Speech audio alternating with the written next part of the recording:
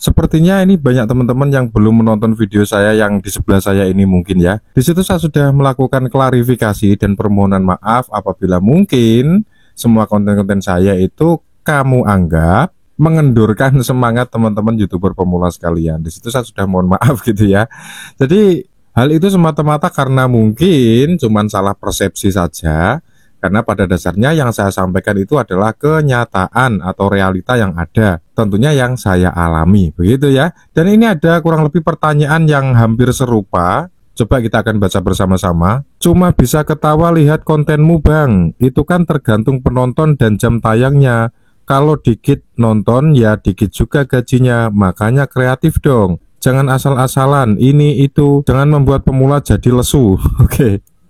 Ya, jadi sekali lagi saya tekankan, saya itu tidak bermaksud untuk membuat pemula itu jadi tidak bersemangat atau bagaimana gitu ya. Saya itu hanya membahas tentang kenyataan teman-teman ya. Realita yang ada, yang saya alami itu ya memang seperti itu. Gaji YouTuber yang katanya teman-teman yang lain itu bisa sampai ratusan juta, puluhan juta hanya dengan konten re-upload, hanya dengan konten seperti ini, hanya dengan setting ini, setting itu.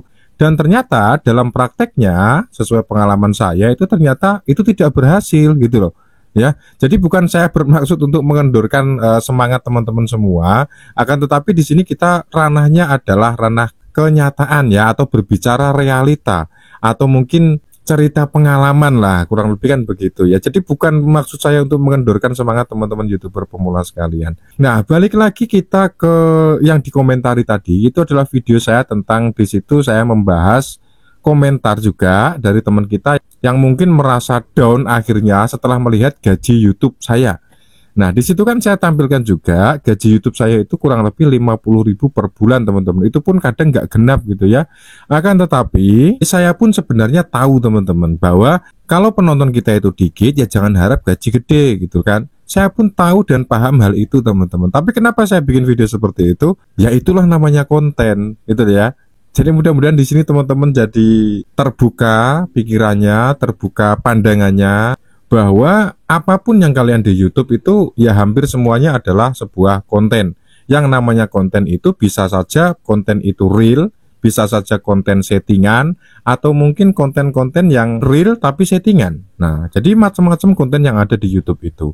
Nah, berbicara mengenai gaji YouTube yang tadi itu ya, jadi memang betul teman-teman, poin utama gaji kita dari YouTube itu adalah ditentukan oleh views ya. Itu yang poin pertama. Namun tidak serta-merta apabila views kita itu gede, gajinya gede, itu juga tidak sepenuhnya benar ya. Karena ada hal-hal dan faktor lain yang menyebabkan gaji kita bisa banyak atau bisa gede di YouTube ini. Salah satunya tentu ya tema yang dibahas ya. Tema kita itu terkait apa gitu. Karena ya seperti kita perhatikan ya, kalau misalnya konten kita itu tentang HP, biasanya iklan yang muncul di sela-sela video kita itu juga iklan-iklan tentang HP. Kan begitu kan? Kalau iklan kita itu tentang otomotif, biasanya iklannya yang muncul juga tentang otomotif. Kalau kita bahas uang, entah dalam wujud apapun ya, maksudnya dari mungkin konten tentang trading, saham, bahkan judi online, itu pasti iklan yang muncul juga terkait hal itu. Ini juga sebetulnya sudah saya jelaskan panjang lebar di video sebelum ini mungkin ya.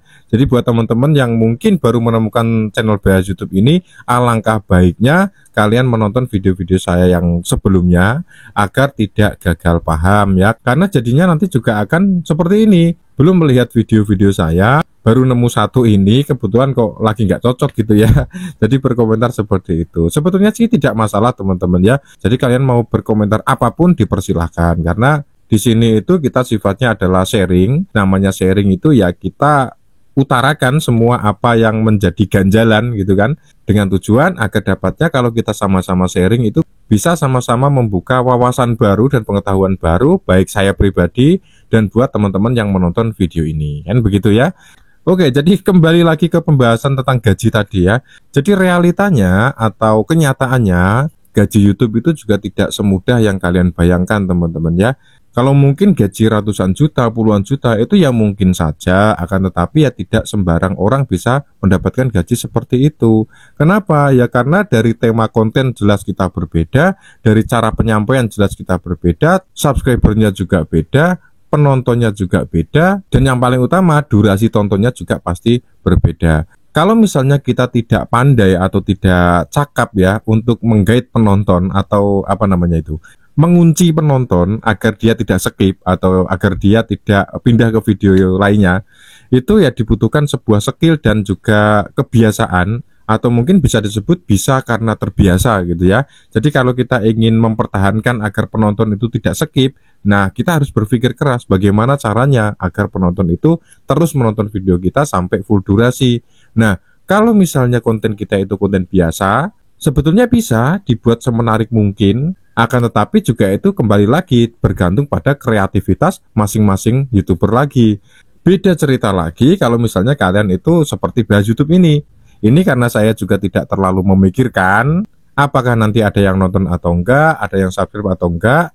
Itu sudah saya pasrahkan semua kepada Yang Maha Kuasa gitu ya. Karena tugas kita sebagai konten kreator itu hanya bikin konten. Untuk hasilnya itu sudah di luar kendali kita. Itu yang seperti saya katakan di setiap video saya ya. Jadi mudah-mudahan teman-teman di sini bisa paham dan mengerti. Ya intinya ginilah teman-teman. Jadi kita itu jangan terlalu berharap kepada YouTube ini atau berharap kepada siapapun, karena biasanya kalau kita terlalu berharap pada YouTube atau mungkin pada orang lain, maka biasanya kita akan kecewa ya, karena mungkin ekspektasinya wah kalau channel saya ini misalnya udah dimonet pasti akan dapat penghasilan gitu, dan nyatanya penghasilan di YouTube itu kan minimal 1.300.000 ya baru bisa cair ke rekening.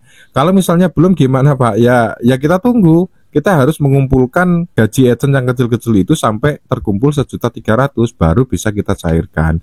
Kalau misalnya konten kita itu konten-konten biasa yang tidak begitu menarik, anggap aja gajinya itu 50.000 per bulan, itu pun sulit teman-teman ya. 50.000 per bulan pun itu juga cukup sulit menurut saya ya, karena ya seperti itu tadi, kita harus pandai-pandai mengunci penonton agar penonton itu tidak skip. Gimana caranya? Ya pokoknya kita pikir gimana caranya, kita harus berpikir keras. Nah, kalau misalnya kita sudah bisa seperti itu, maka rekomendasi dari YouTube untuk video kita akan kita dapatkan. Nah, setelah video kita mendapat rekomendasi, kemudian banyak penonton yang menonton sampai full durasi, maka kemungkinan video kita akan mendapatkan banyak views dan banyak jam tayang itu juga akan terwujud.